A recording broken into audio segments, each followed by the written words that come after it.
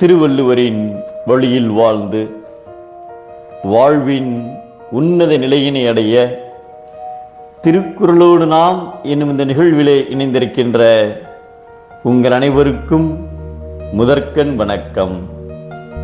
குறள் எண் 936, அதிகாரம் சூது. 1975 வருடம் ஜூன் மாதம் 7ஆம் நாளில் பிறந்தவர் ஆலன் எசில் ஐவர்சன் என்பவர் ஆவார். இவர் ஒரு அமெரிக்க நாட்டினுடைய முன்னாள் கூடைப்பந்து வீரர். அவரது காலத்தில் மிகச்சிறந்த மற்றும் செல்வாக்குமிக்க கூடைப்பந்து வீரர்களில் இவரும் ஒருவர்.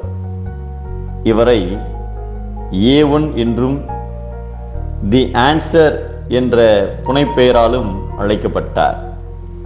அவர் தேசிய கூடைப்பந்து கழகத்தில் 14 சீசன்களில் விளையாடி ஐவர்சன் 11 முறை NBA-வினுடைய ஆல் ஸ்டார் விருதை வென்றுள்ளார். மற்றும் 2001ஆம் ஆண்டில் NBA-வினுடைய மிகவும் மதிப்புமிக்க வீரர், மோஸ்ட் வேல்யூபிள் பிளேயர் என்று திகழ்ந்துள்ளார். இவரது புகைப்படத்தினை நாஸ்மித் மெமோரியல் பேஸ்கெட்பால் ஹால் ஆஃப் ஃபேமில் 2016ஆம் ஆண்டு சேர்க்கப்பட்டது. இவ்வளவு சிறப்புகளுக்கு உரிய அவர் குடிப்பழக்கத்திற்கும் சூதாட்டத்திற்கும் அடிமையானார். ஒரு முறை கூடைப்பந்து விளையாட்டத்தின் போது எந்த காரணமும் சொல்லாமல் அங்கிருந்து வெளியேறி சூதாட்டத்திற்கு சென்று விட்டார். ஐவர்சனின் சூதாட்ட பிரச்சனை தீவிரமடைந்ததால் அவர் டெட்ராய்ட், அட்லாண்டிக் சிட்டி, என்ஜே போன்ற முக்கியமான சூதாட்ட விடுதிகளில் இருந்து வெளியேற்றப்பட்டார். இந்த பிரச்சனை காரணமாக அவரது மனைவி அவரிடமிருந்து விலகிச் சென்றார்.